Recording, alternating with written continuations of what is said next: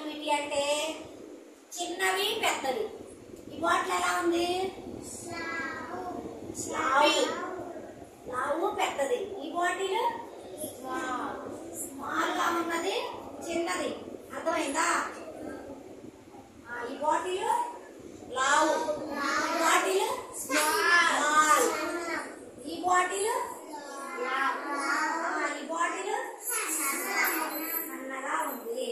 అలాగే వచ్చేసి ఇవేంటో తెలుసా మీకు? గ్లాసులు.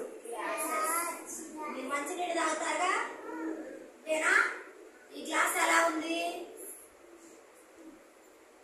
ఈ గ్లాస్ స్మాల్. ఈ గ్లాస్ బిగ్, పెద్దది.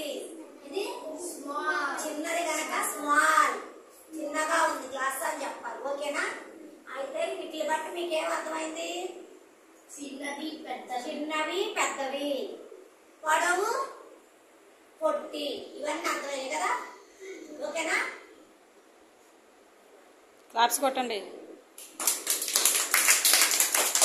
చెప్తావా?